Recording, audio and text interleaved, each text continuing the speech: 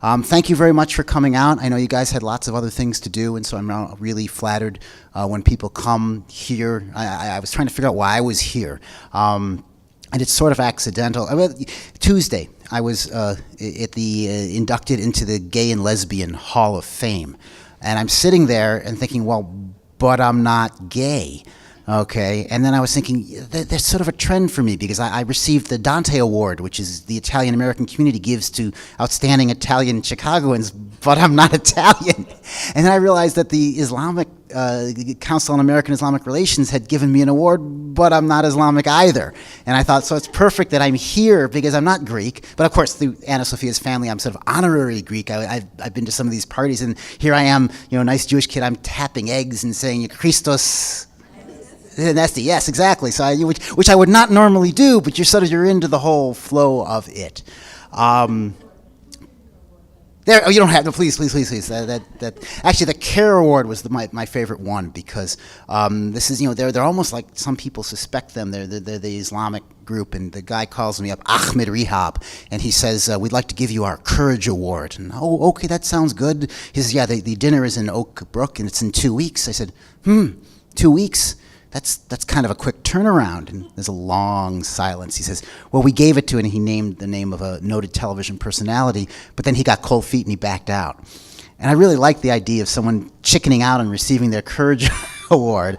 And I said, Ahmed, if it'll help you, I'll come in. And it was great because there were 1,600 Muslims and my wife and I got a chance to go up there, and I said, and I think this goes true for the Italians and the gays and the Greeks, and I said, you realize, of course, why I'm such a staunch supporter of Islamic rights? And they all looked at me, and I said, it's because I'm Jewish. I said, I see you guys as another loathed minority trying to get through your day, and I want to help you because, the Islamic terrorist is just another slur. And, they're anyways, I've strayed away from Greeks. But the true reason I'm here, and the book, if you get a chance to read it, it's really about the accidental nature of our lives. Okay, when the University of Chicago Press asked me to write this book, which is kind of rare for me, as I was telling you, and I thought I'm an outsider, and I thought the first thing I saw in my mind sitting at the table at Shaw's or wherever with Bill Savage was I pictured a baton flying in the air. Okay, Maria Pappas, if you know, the Cook County treasurer, is a baton twirler, the baton queen of Wheeling, West Virginia. And so she marches in the Gay Pride Parade, and she twirls a baton. Well, we happened to live a block off the route when we lived in the city. And it happened to be we were packing up to go because our boys were 2 and 3, and was 2 and 3? 2000, they were 4 and 5. And they were the age when you can't send them to school without spending $20,000 to the Latin school if you can get in, and they probably can't. And so you have to flee to the suburbs. And so we're packing up boxes, and I said to my wife, let's go look at the parade, all this colorful Chicago life that we're giving up to go to the anodyne, dull suburbs. And so we walked out, and we walked to the corner of Broadway and Surf or Oakdale or wherever it was, and we see Maria Pappas in a spangly top coming by, twirling a baton, and I think, wow, that's kind of strange, isn't it? That's like one of those things that you would read about 100 years ago, Bathhouse John Coughlin with his, his First Ward ball and all his madames in grand procession. It's like politicians were strange and quirky and interesting and all those things that we're not anymore, but we are. There she is right there.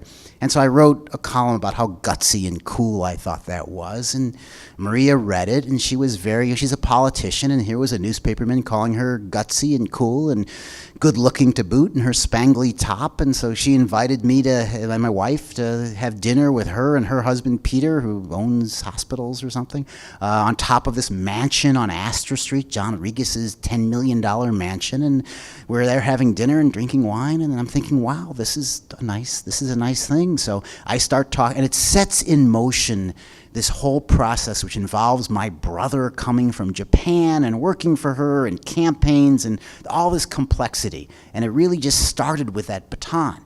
And so I liked that as an image because the immigrant, and I am an immigrant, I thought you can't make Ohio romantic. I thought of calling it Ohio, but it doesn't help that. But the standard, if there's like a trope, like a story, there's two basic stories, right? Either a man goes on a journey or a stranger arrives in town. Okay, so the basic immigrant trope is you come to the city for some reason, you get a job, you bring someone else. Okay, that explains almost everything that happened. You know, the Irish are in Bridgeport, thank you. And because that's where the canals that they were digging 170 years ago, and they're still in that spot. The Greeks are here, or actually there, south of Harrison Street. Why? Because Fulton Market was all the food, and so they were involved, a lot of food, first they were sailors. The first Greeks who came here in the 1840s were sailors up from New Orleans. And tell me if I'm wrong, Connie, because I'm not, you're the expert here. But they sailors came up, and those were more, they had left Greek, you know, I guess Greeks had been sailors for 2,500 years, so it was nothing new. And then they came in various waves. Although the thing that really struck me was that they knew who the first woman was, the first Greek woman in Chicago in 1885, and I'm yes. And so I thought, wow, that first 40 years before the, she must be very old.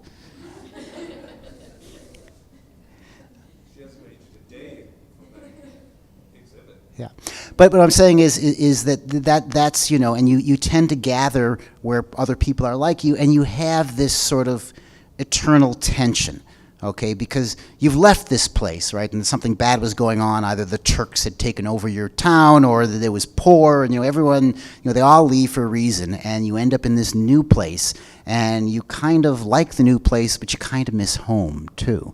And that's why you see all this sort of pride. You're proud of where you came from. You want to hold on to it, but you're also embarrassed if people hold on to it too much. I went to the Standard Club with Ram to do some luncheon, and I said, you know, the Standard Club holds the distinction of being one of the rare Jewish organizations that used to bar Jews.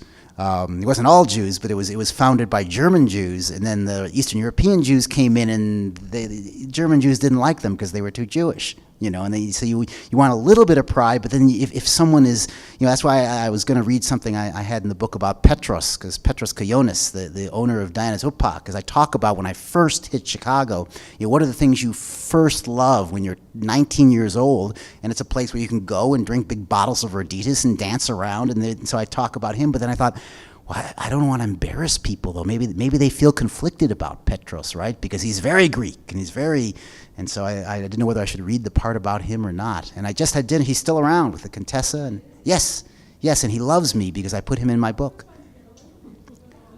Contessa Bodega on Oak Street. It's in Delaware. His girlfriend, wife. I think they got married. They got married. I think she's a wife now, and if for you guys who don't know this, there was a wonderful restaurant called Diana's Upa just up the street. And Petros was this, he always reminded me of Nixon. Okay, he was a tall, lanky, sort of dark figure with a sheet of, in the original version I said greasy black hair, but my wife made me change it to some other word that he wouldn't get upset. She's always trying to make me a nicer person than I actually am. And so he would greet everyone, all men, with a arms flung cry of cousin. And the women, of course, he would sort of grope and kiss and all that until, and then at 9 o'clock, when everyone was nicely toasted, he would quiet everyone down. And I remember him walking around the restaurant going, quiet, or I throw you out of my restaurant. Okay. And we'd all quiet down. He'd call up the engaged couples, and he would give them like a Heineken bottle with a candle in it or some real surreal thing, and he would pronounce them officially engaged in the name of God, the Greek Orthodox Church, and Diana's Upa. And we'd all cheer and shout. And what happened to him was actually a common fate, probably, is that he went upscale. And he moved his restaurant from South Halstead to North Halstead by the Steppenwolf Theater. And I remember going there once with my wife, because we loved Petros and we loved Diana's, and it was like this dark lights, and because Petros, you know, had mirrors on the ceiling. I remember they had a dome with mirrors on it in Diana's Upa, and this new place was very tasteful and a little more expensive and sedate, and poor Petros was like a caged animal. He was kind of stalking around, and no one was dancing, and no one was, and of course it went out of business very quickly. But he's still around, and he's sitting in the back of his wife's store, drinking wine and watching the time go by. But this book, this book tells a story. There's a love story in it. I meet my wife, and we talk about you see how the relationship goes, and we start a family, which is another trope. And the thing about kids is they're like permanent guests, right? So you start showing the city around because you want them to see. So I take my kid to Wrigley Field when he's 2.5, even though I don't follow the Cubs and I don't like sports at all.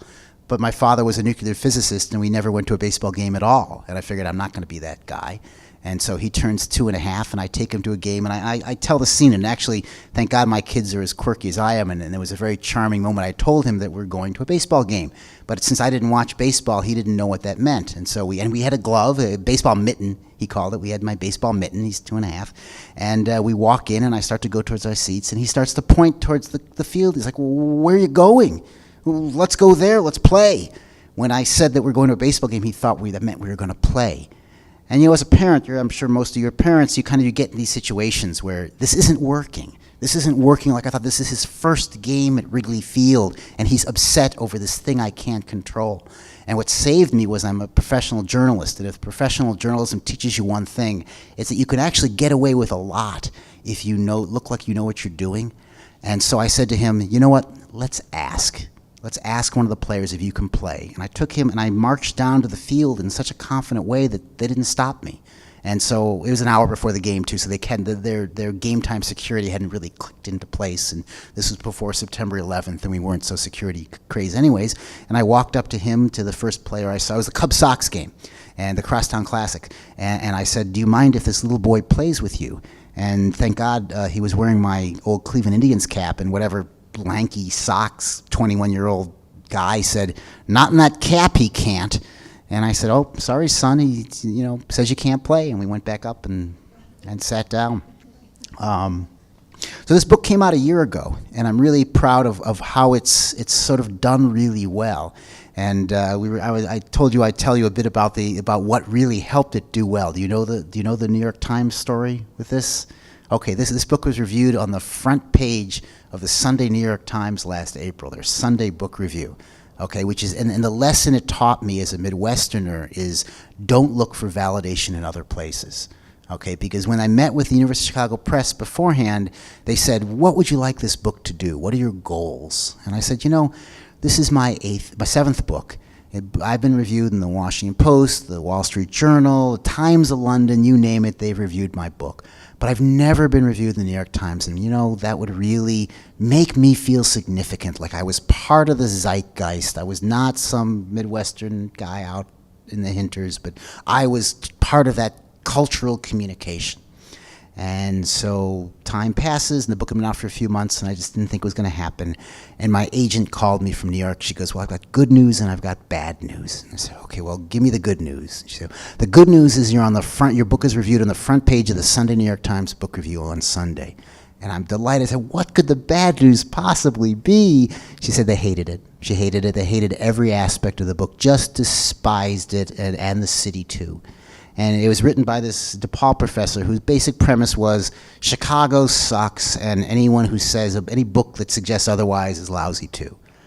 And it was a terrible moment, really. I don't want to laugh it off too much because you're kind of, these things hurt, and it's your whole life, your kids and everything like that. And it's as if the New York Times, like a great gray lady, said, "Oh, you want us to review your book? Why didn't you say so? Here's your review right here. Fuck you."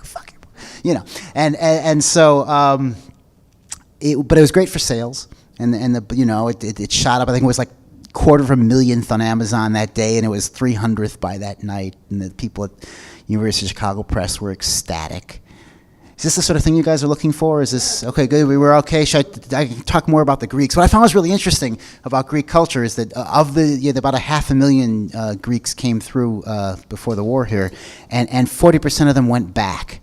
And I was trying to think of what that meant. Okay, either they just came here temporarily and made their fortunes. What?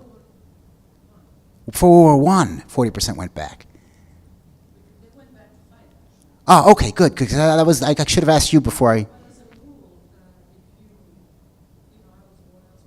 as a rule, I think most immigrants come thinking they're going back. Interesting, because I know I work with Russians, and they go back because they don't like it here.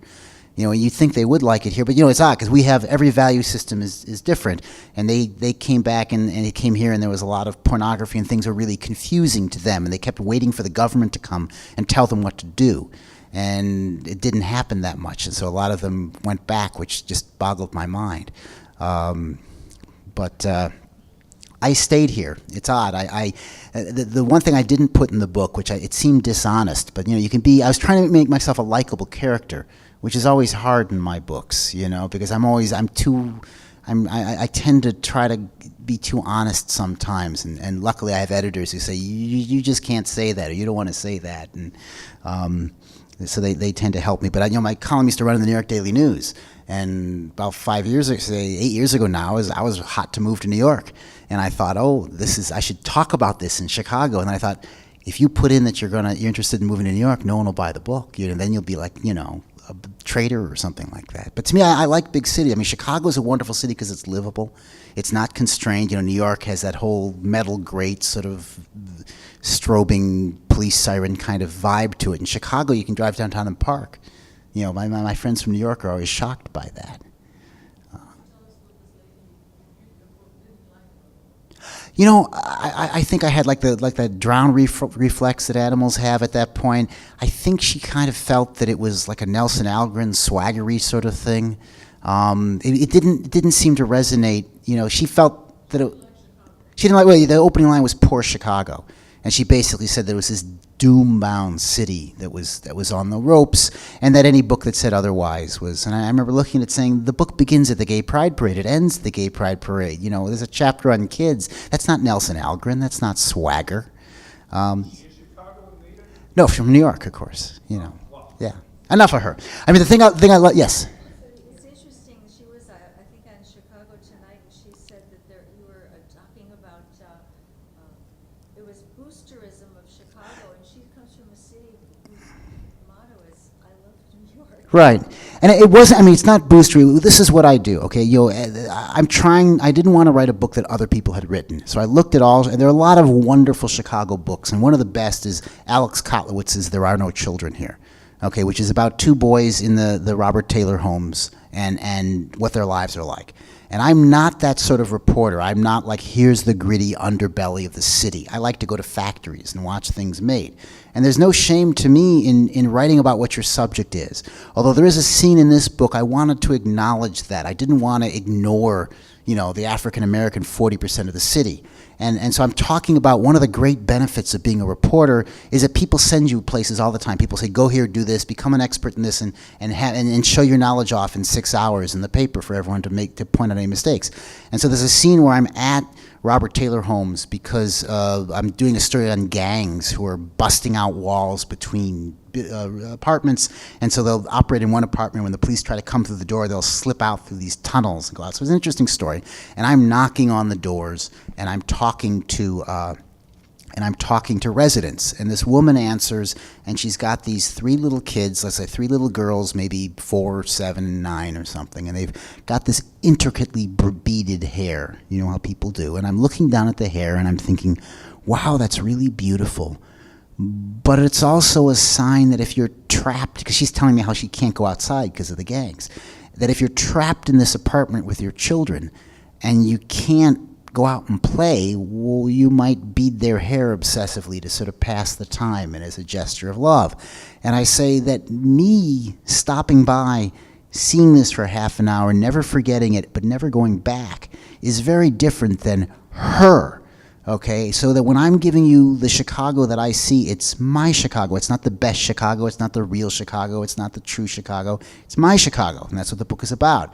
And I think what her problem was is she wanted that woman's book, or Alex Kotlowitz's book, or Studs Terkel's book, or someone else's book. And to me, the hardest part, maybe I should read it to you, because the hardest part I had was the Ohio factor. Okay, I came to Chicago in the back of a 1975 Dodge Dart driven by my nuclear physicist father, okay, to go to the class of '82 at Northwestern University. Okay, and that was my big challenge. I'm not, thank you, some Nelson Algren character, shaking off my morphine habit, wandering down Division Street.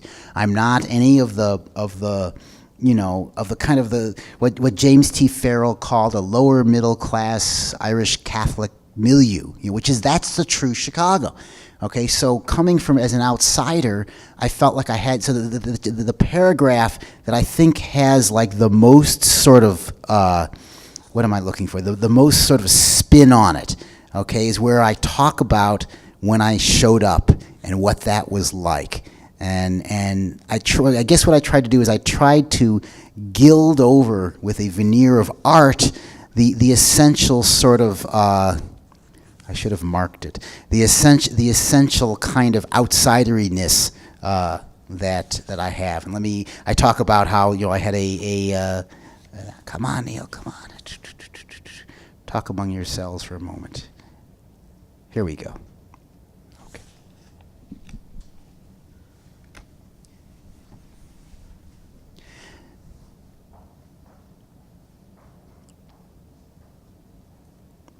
A comfortable path to the city without doubt. The son of a scientist, buoyed by memories of swank hotels and fancy restaurants. I had stayed at the Palmer House with my father. A chubby boy arriving in a moderately nice car to go to a moderately good school for reasons of moderate, undirected teenage literary aspiration. Not as compelling a story as, say, that of a gaunt morphine addict shuffling down Division Street, or the hardscrabble upbringing of a dock foreman's kid being chased by the toughs on the next block, and many insist that the bourgeois stain never washes off. But while college might be the painless route, it is also a crowded one. Some 10,000 young men and women come to Chicago each year as incoming freshmen at Northwestern, the University of Chicago, DePaul, Loyola, the Illinois Institute of Technology, and the University of Illinois at Chicago. They may all have a snug spot in an expensive school, but that is all they have, and the meter is running. That's not the part I wanted to read to you. Come on. It's my book. You think I would be able to find this? Here it is. Okay. This is my arrival here.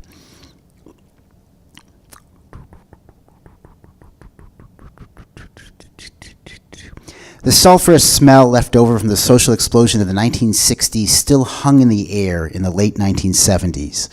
The important battles had been fought and the wounded carried off the fields, and now my generation was let loose, scavengers, combing the churned-up, blood-soaked battlegrounds for brass uniform buttons and spent musket balls.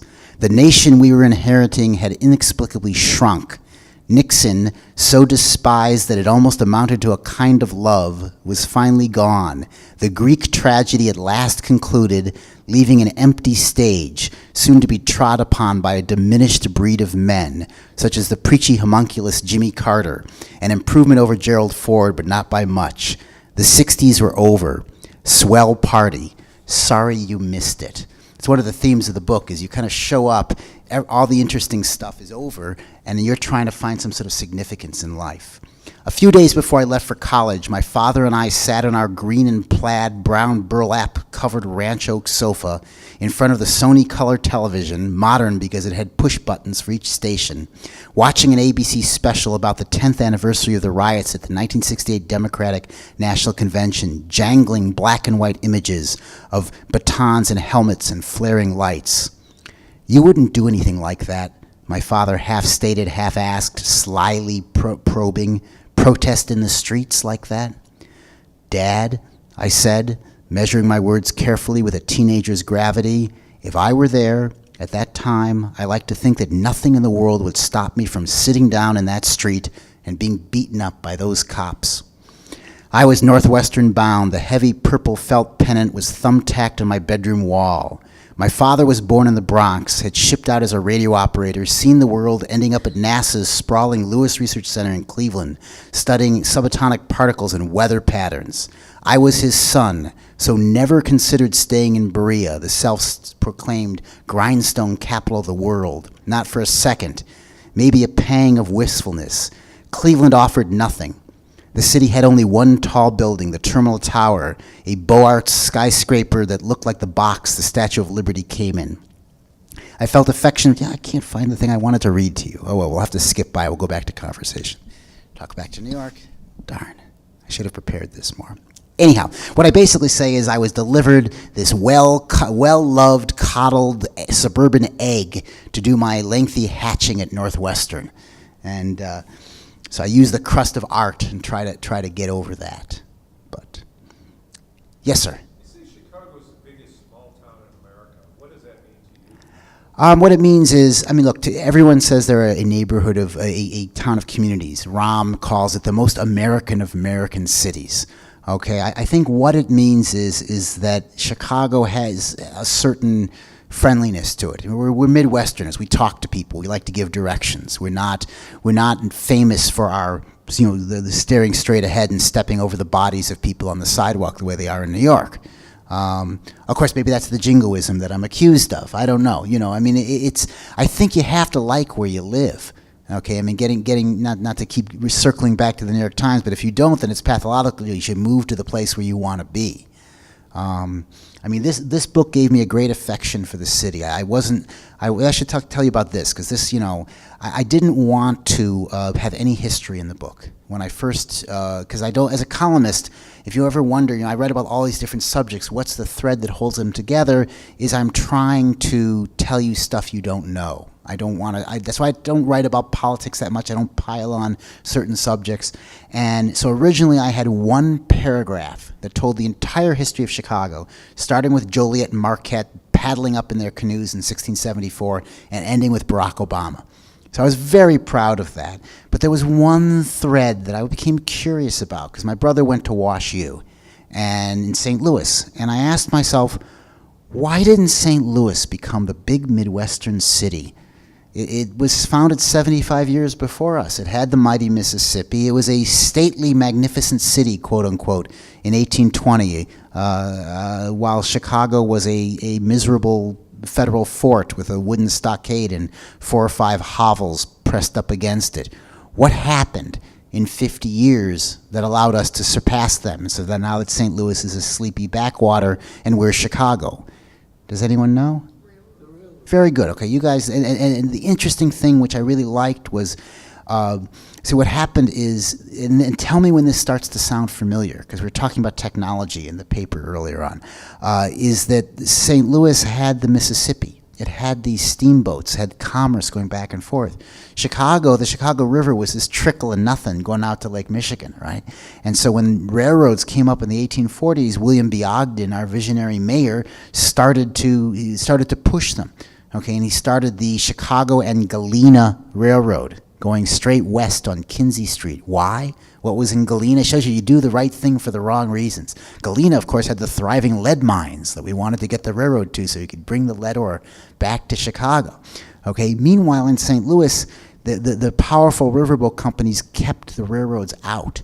Okay, in fact, the case I talk about in the book, the first railroad bridge was not down by St. Louis, it was up by Rockford. And within 2 weeks after it was built, a steamboat hit the bridge, knocking it burning into the river, and then the steamboat company sued the railroad company for obstructing the river. Okay, you can see the past literally fighting the future. And the case was defended by a hot Illinois lawyer named Abe Lincoln, who won. And long story short, by the 1850s, we had trunk lines going in every direction, okay? And St. Louis, by the time they put a bridge across the river, it was 1874, and it was too late. And we had sort of eaten their lunch. And that's a common theme. And it's something, I turned back into journalism. We were talking about the effect of technology on the paper. And to me, if you cling to your past too long, you lose your future. And that's sort of one of the themes of the book, is not only trying to adjust to things as they happen, but also the randomness of things. The big event in Chicago, of course, what real got even before the railroads came in, was the opening of the Erie Canal, which was 500 miles away and had nothing to do with the city at all. Okay, but they hand dug this thing between Albany and Buffalo, and then boats started coming into the Great Lakes, and where did they end up? They started depositing stuff at our door of this sleepy little town, and we thought, well, we should build our own canal. We'll get money too. And they wanted to connect the Chicago River to the Des Plaines so it could go down to the Mississippi. Well, if you're basically a big wooded nowhere, how do you raise money to dig a canal? Well, you sell off the land. So we platted up the whole city, and it started this huge investment boom in Chicago. In fact, that's the famous. My favorite moment in the book is I do this sort of leapfrog thing. I talk about being here at the right moment, okay, and how every moment you show up, you've missed this grand time. Okay, so I show up in 1978, and I'm thinking of the 60s, okay, and how that was like that, the Democratic Convention, that was the great thing. And I say, well, when was the great moment in Chicago? It must have been 1927, right, with Al Capone and the Flappers and bathtub gin and all that sort of stuff. And I went back to 27, and I very quickly found a quote from the vice mayor. They were starting the Century of Progress Fair from 1933, and the reason they did it was they had such a lousy reputation as the murder capital of America. They wanted to bring back the 1893 fair, basically, so they were having another fair. And so he says, we're this dirty, disgusting place known for our criminality. We need to have this fair, to go back to 1893. That's our glory time. And so I go back to 1893, and here's a quote from Carter Harrison saying, we got the whole world coming here. I'm really worried they're going to come and find a slaughterhouse, that we have to pull together the way we did during our glory moment of the Great Chicago Fire of 1871. That was the best moment of Chicago. And of course, you go back to 1871, and I found the editor of the Chicago Tribune saying that that the fire had scourged the city of all the prostitutes and the bar habitues and things like that. And only when the rain fell and we realized and we thought back to our swampy foundations, in 1830s when we were founded, and it was a swamp on Lake Michigan. And then originally in the manuscript I put, and at the city's swampy foundations, ... And I was going to leave it, because it's not like you can go back to the foundations of the city of Chicago and find stuff. But as the book was coming close to publication, I thought, that's a cop-out, Neil.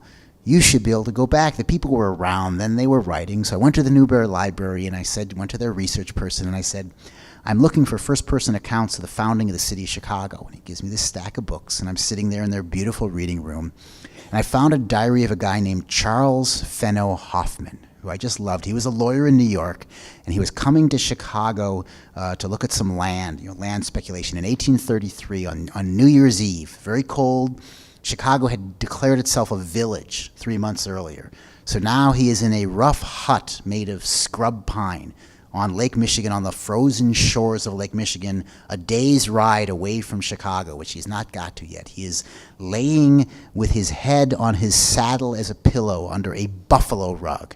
Okay, he's listening to the Chicago hands who are coming the other way tell him of all the money you can make ripping off the Indians and what a complete scam and land grab Chicago is. And they finally stop talking, and he says, wow, if only I was in Chicago a year ago.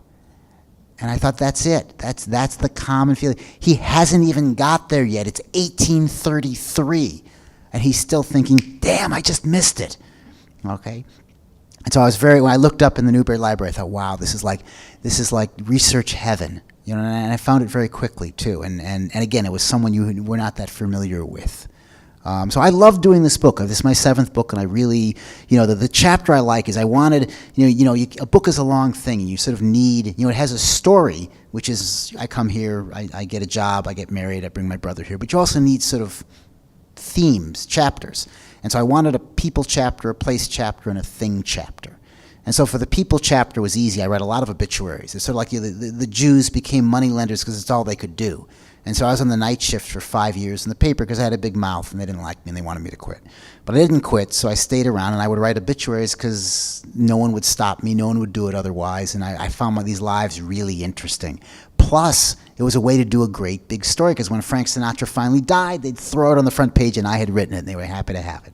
And so the chapter begins with me sitting in Leon Dupre's outer office. He was the great alderman from the 5th Ward, the liberal voice of the council. And it happened was 20 years after Daley died, December 20th, 1996, they had done all these different interviews with people about the Daley years, and they'd put their ages in. And I thought, wow, he was like 88 or something. 88's really, the problem with writing obits is you have to sit around waiting. God, come on, Jane, let's go.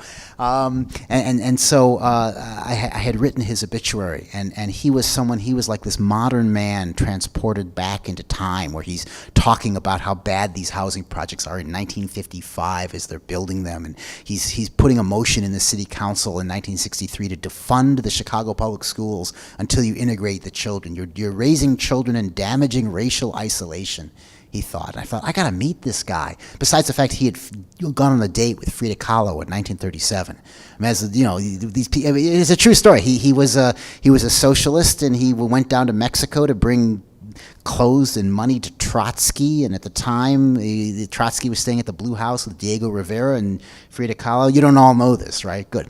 Oh, you do know this. Okay, well, you know everything. And so the way you'd give money to Trotsky is you'd have Diego Rivera paint a picture. So while Diego Rivera was painting Leon Dupre's wife, Leon took Frida Kahlo to the movies, supposedly. And anyhow, so I had to find out what that was like. So it ends up with me, starts with me sitting in his office, and then you see all the people I got to know by writing their obituaries. And it was quite a swath, you know, Jack Brickhouse and Harry Carey and Studs Terkel and, you know, different people. Although I didn't put in one story I wanted to because it's such a good story. I'll tell you guys. How about that? And then we'll stop because I'm supposed to stop now, right? Oh, no, we don't have to stop. I don't want them to just get up and leave. One time if you talk too long, someone will get up and walk out, and you're like, oh, I'm sorry, don't go. I had done Ann Landers' obit because, you know, she had been in the Chicago, the Sun-Times, and it was very interesting. And once you do someone's obituary, you know and it's not, you know, if you're not familiar, some people get creeped out that you do it ahead of time, but you don't want to do it on deadline if they, you know, 2 hours before, you know, has to go. You know, with Leon Dupre, I spent 10 years writing his, and I read all his books, and I could, you know, interview him and things. And so anyway, so I'm dropping, and like I wrote the 50th anniversary story for the Sun-Times in 1998. And I talked about her getting her job and what kind of writer she was. And so she notices, because people notice that sort of thing. So she's writing me letters, and I'm thinking, wow. So I write a letter to her saying, hey, let's have dinner. And her secretary calls me, and she says, Anne doesn't go on dates, but if you want, you can come by and have cake. And so she sends her limo with AL 1955, which I know is the year she was hired because I wrote her obit. And it takes me over to her house, her apartment next to the Drake there on East Lakeshore Drive. And I go in, and there's the big bust of Kennedy that Dolly did, and this and that. And she comes out, and she's, you know, she's 80, but she's a dame with this wonderful plastic surgery and sort of this dentures thing. And she says, come sit by me. So I sit there, and she wants all the gossip in the paper, so I'm telling her about the gossip. And there was one moment I really liked because, you know, she gives me the tour and shows me she collects owls and this and that. And we had a great time. It was great cake. She has her own chef, and so it was this very pudding-y. Like, at the very end, she's at the door, and she says, do you know Richard Roper? And I said, yeah, we're sort of drinking buddies. And she said, why isn't he married? Is he gay? And I said, I don't think so, Anne. She goes, you tell him I have this advice for him. You tell him that Ann Landers has some advice for him. I'm like, oh my God, it's the Delphic Oracle, right? It's like the direct. And she goes, she actually was really good advice. She says, you tell him to figure out his life before it's over. And so I went and but I wanted to put this in the book, but there was no place for it. And I felt like I was bragging. And I wouldn't let myself brag, like name drop and stuff, because again, you hear the critics. Like in the manufacturing chapter, I slipped a bit, because I'm trying to explain, because, you know, at the paper, I'm like, hey, I want to go do a story on a steel plant. And people are like, what about a steel plant? They make steel there, and it's we can tell, we can have a big graph, and you know. So I'm talking about going to these factories and seeing things done. And I said, now if I had to compare these 4 experiences that I've had as a reporter: 1, sitting with Barack Obama one-on-one talking about politics; 2, sitting with Oprah Winfrey before her show, chatting before we go on the air; 3, sitting with Michael Jordan in the locker room before a big game; or 4, having a hot pinwheel cookie off the production line at Maurice Lennell. There's no question that I would pick 4 as the best, the cookie, as the best experience. And I'm really proud of this little leap, that led to the best story. And I'll tell you why. An army of reporters, all far better than me, have taken a crack at Obama, Oprah Winfrey, and Jordan. And those 3 people, all they're doing is trying to shield themselves from having stories done. If you want to find someone who's been to that Maurice Lennell plant, I'm it. You know, and it's been gone for years. Okay, and so to me, and I liked that. You know, I kind of tend, that's why the Rachel Steer thing bothered me. I tend my garden. Okay, this book is not deep insights into politics. It's not, you know, it's It's about my life and how I saw the city and how I came to love it, and a bit about the future of journalism, because I couldn't at this point see, there's a scene which I love where I'm trying to explain why I'm still at the paper. And I say, it's like I'm sitting at an outdoor restaurant and I'm eating a bowl of soup. And the outdoor restaurant is on a cliff by the seaside, and the cliff is crumbling away into the ocean, and every once in a while I look up for my soup and I hear a table clatter off in the distance, coming closer and closer, and I really should get up and go, but it's good soup. And and so I really like that image of sort of the doom that's coming closer, but it hasn't come. We're still doing books. They're putting out my next book, which I'm real excited about. It's done. And to me, again, I feel really lucky that I was here at this point. That's what my job is. I show up at the paper, I write stuff that interests me. They print it. People write in and tell me how great I am. It pays all right. It was better 8 years ago when they froze our salaries. But all in all, I feel very fortunate, and that you guys would come out tonight and want to hear what I had to say, as rambling and discursive as it is.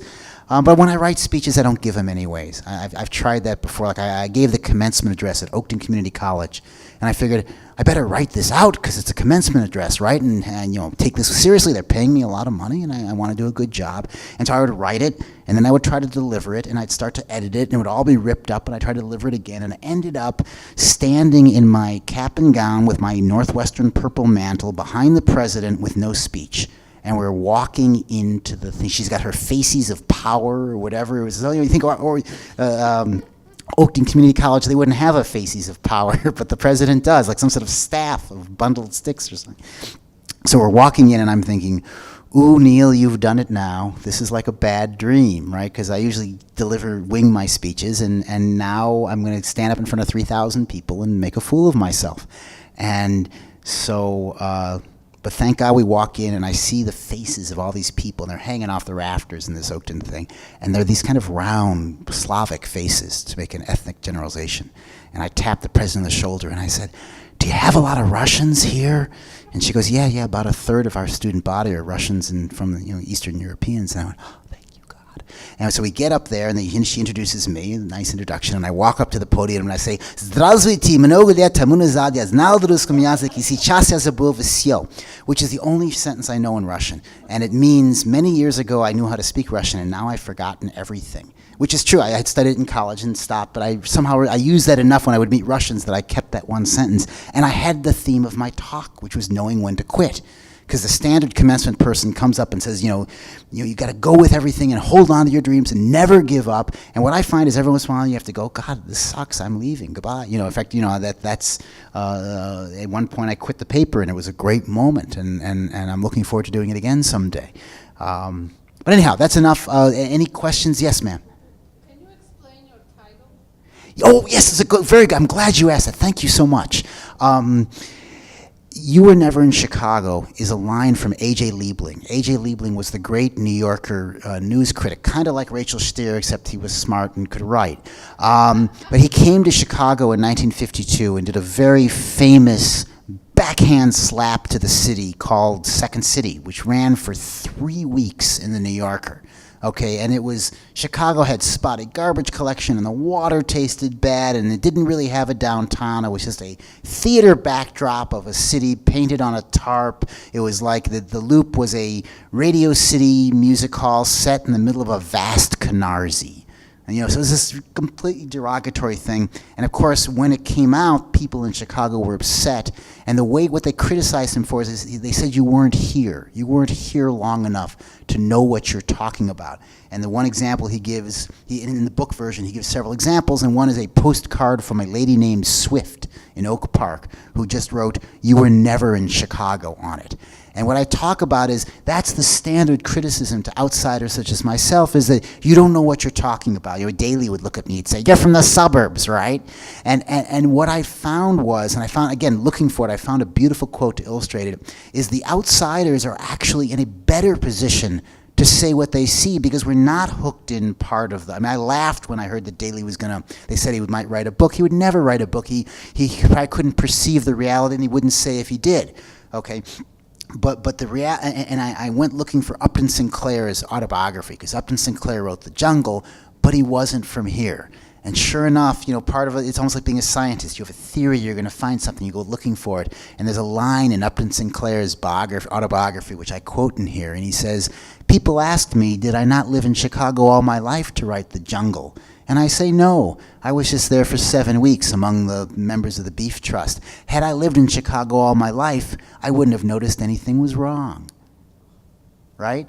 So I'm not dismissing people who live here. I'm glorifying people who don't. And so I guess that's why I'm at the Hellenic Museum, to come full circle, is that, what I basically say is that, I ask, who's a Chicagoan? Do you have to live here? Well, any stewardess who shows up and moves into presidential towers, are they Chicagoans? While Mike Royko moving to Winnetka, Wilmette, or wherever he moved, wasn't? No, I basically, and I found a great quote from the Chicago fire, where someone's sifting through the rubble, and they say, this isn't Chicago.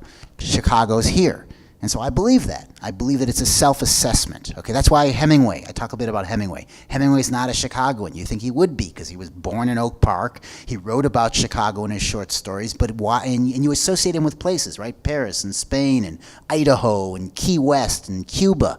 Why not Chicago? And the answer is very simple. When you read his letters, he didn't like it. He didn't think he was from here. He liked Kansas City better. And again, if you don't like Chicago, you're not a Chicagoan, in my book, in my view. Yes, sir. Do you think that same philosophy applies to foreigners who come here and see America in general, and that they have a better prism through which to look at this country, its warts and reality, than those who are native? If you learn enough. You can't just come here, glance around, and perceive everything. I subscribe to The Economist as like having an extra brain. And it's a great gift to have a different perspective and to give it respect. So I think you can be. I'm not saying every person that steps off the plane at O'Hare is in the right position. Sometimes you come with so many biases and prejudices, you don't realize you're in America. I'm writing about Rahm Emanuel, and when he ran in 1992 against Nancy Kazak, you get the guy from the Polish National Alliance saying, well, he's an Israeli soldier, he's this and that. You're like, how long have you been here? Really? And so it depends who you are. I think that it can strip you of preconceptions, or you can come here already blinded and you never learn the language. Yes, sir. What's interesting to me about Chicago is the transformation, the evolution of Chicago, let's say in the 50 years that I'm familiar with, how it has evolved from a blue-collar, the butcher of Hog butcher to the world, the world, stacker of wheat. to basically today being a very international Absolutely. city with theater that New York doesn't have. I go They have a bit. But No. Let me tell you why they don't. Because Broadway, for instance, is very boring to me. Because the plays that they do there, they're just sucker plays. Well, it's funny. I had a conversation with Robert Falls, Goodman, when he did that wonderful Shakespeare play. I can't think of the name of it, that had that shocking ending to it. And I asked him, because he does work in New York as well, and he said, and I heard this before, so maybe it's a common thing, but he said, in Chicago you can fail and still have a career. So you can do these dramatic things. And I've seen some fantastic theater in Chicago, while in New York, if you fail, they ride you out of town on a rail, and you don't have a career anymore. Broadway, all they play are the same plays that they're bankable and Right. No, that's. they bring all the tourists in, which is kind of. But we have a bit of that now. We've been. We do, but the theater in Chicago is totally different. It's a Right. lot more experimental, a lot more, very much different than what New York is. But Trotter, the food situation, all these things did not exist in 50 years ago. There wasn't but one French restaurant. Well, that's in the 50s, when A.J. Liebling was here, wasn't unfair to us. Everything he said was true. The water did taste bad. Okay, and so, again, it depends whether you love the city or not, but we've come an enormous, even when when I first came here 30 years ago, you could shoot a cannon down State Street at 6 o'clock on a Friday. There was nothing. Now, there were no, one thing I point out is that the only phone in the certain area code was in the Second Presbyterian, it was in that Chicago Temple there, the Parsons Vicarage up there in the top, and so we've had this enormous transformation. I mean, we've been spared. We've lost some citizens, but we've managed to stay solvent by adapting. I talk about the merchandise mart just because I know Chris Kennedy and talked to him about it. And it used to be the merchandise mart was a place where you went to buy your stuff from Montgomery Wards and Fields and stuff, and then it became, now it's this high-tech center with 1871, and it's got all that, rich people's toilets and things. But it's also my opinion that Chicago has evolved with the main players that have transformed the city of Chicago by people who are from Chicago. Well, that's true, and I'm not dismissing people from Chicago. I'm just trying to stake my claim as someone who is not from Chicago. Yes? What is your new book on? You sure you guys aren't squirming? Anna Sophia, you okay? You're wearing your coat. I should wrap this up, shouldn't I? No. Okay. Real quick, the new book. It's supposed to last till 8, so we'll go till 8. Is that okay? And then we'll stop and we'll sign some books and things. 8 o'clock, okay? 15 minutes? Okay. The new book is called Out of the Wreck I Rise. It's a literary guide to recovery. And it came about actually through a very organic way. I read a lot of classical literature, and Seneca and those little Loeb volumes, green for Greek and red for Latin, and I would find quotes that I liked. And there's a website called Quotenik, which are verified quotes on the web. The problem with the web is you can't check anything because every mistake is on there. So if you want to know whether Hemingway said the world's a fine place and worth fighting for, or the world's a fine place and worth the fighting for, you can't check it on the web because every wrong. Anyways, so I go to this Quotenik site and I'd put these different quotes. And the woman in New York who runs it noticed that a lot of the quotes were about recovery, that I'm an alcoholic, and so I read philosophy and things that help sort of boost me in my sobriety, and so I wanted to put them where I could find them. And when we got talking on the phone, and I basically said, she said, this could be a book, or maybe I said this could be a book. I said, well, do you want, let's do it together. And so she and I have been working on this book, and what it is, it's kind of hard to describe.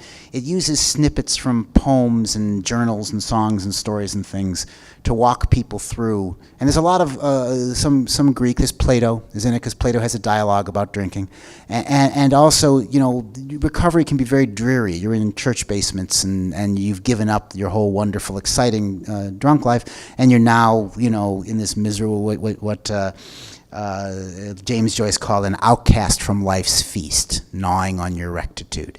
And I thought by gathering some of these, I could make sobriety heroic. Okay, a lot of these images are of labyrinth and of things from the Iliad and the Odyssey and that sort of thing. And I'm not explaining it right. For instance, there's a chapter, and so I use classical allusions. Out of the Wreck I Rise is Robert Browning. It's a poem called Ixion, where he's bound to a wheel in hell, and he's planning his escape through the steps and stages that he has to go to get out of.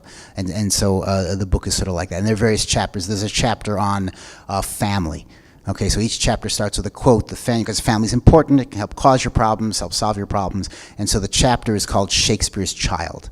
And the reason it's called that is it starts with a quote from Jill Faulkner, William Faulkner's daughter, and she says, well, it was my birthday, and I went to Pappy, and I said, please don't, but he was already well into it, and he looked at me and he said, nobody remembers who Shakespeare's child was. So it's sort of this really cold quote, and I talk about the role of family, and then we've got like 10 or 15 pages of various quotes that tell a narrative. I actually think it's never been done before, where it's not like a quote book, like they're thematic, but they actually, the quotes sort of talk to each other and move the story along. I'm trying to think of an example. There's a John Cheever line in there's a chapter on time, okay, because time is very important, okay? If I stay sober today, it doesn't matter that much if I drunk tomorrow. And so the time chapter is called Wait a Little. And there's a poem by Galway Kinnear for a student who's going to kill herself. And so he's basically saying, hold on, life will get better even though you can't imagine it getting better now. So the John Cheever quote is saying, I woke up and I felt this speck of unease, and I met this friend for lunch, and I had a few cocktails trying to make the day better, and then I went to another party and had more. The day progressed, and I met some neighbor's wife, and we did something obscene, and I woke up the next day and I wanted to kill myself. And I looked back yesterday to try to see what the problem was, and it was just a speck. And then the next quote is from Emily Dickinson, and from a letter, completely unrelated, but her quote is, "It's the speck that forms the cloud that causes the storm that wrecks the ship, children, but nobody fears a speck." So do you see how they kind of talk to each other and they sort of move? And I'm really a pointy-headed intellectual sort of thing in the worst sort of way, and I read all this stuff, and so like I put quotes to new applications, like the chapter on relapse. Relapse is a huge problem in sobriety. People are constantly going back to the substances they use, and it's called "Upon Breach of My Late Vows," which is a quote from Samuel Pepys, who was the famous diarist from the 1660s. And when you read his diaries, he's continually forswearing wine and theater, which for some reason he had twinned in his mind, and then he's going back to them. And so he buys this poor box to put coins in whenever he goes off the track. And so rather than just talk about how dreary and repetitive relapse is, I have a bunch of quotes from his diaries where you see they've got the dates on them because they're diaries, and so he's constantly making these elaborate vows to God about how he's not drinking, and 3 days later he's there having wine with people, and it's sort of very clear. So University of Chicago Press is doing it. It's all done, actually, but I gave myself an extra year to get the legal permissions lined up, because every poem after 1923 I have to pay people, and that's just a creative and financial nightmare. You go to Mary Oliver. I don't know if you're familiar with a wonderful poet, and I've got 5 Mary Oliver poems. In fact, the family chapter ends with one that's just beautiful. And it starts in parentheses. I've never seen a poem start in parentheses. And this poem came to me in a dream. And she says, "Someone I loved once gave me a box full of darkness. It took me years to realize that too was a gift." Right? But I got to pay Mary Oliver $85, which is not bad because it's a short poem. But she charges you by the word. So longer poems is a poem actually called "The Return," which is about the labyrinth, where she kills the Minotaur, and only coming back does she realize where she's been. It's a beautiful, it applies again to recovery because it's sort of very apt. So I wrote a whole book about it, so don't get me started. It's any other questions before we run out of time? Any? Sure. As soon as I sold my first story, I went there. I've known Sam Sianis for 28 years or something like that. It's a wonderful place. Mike Royko used to drink there, and I feel bad about them losing their space. I hope, although when he remodeled, he tore everything out and put it all up exactly as it was.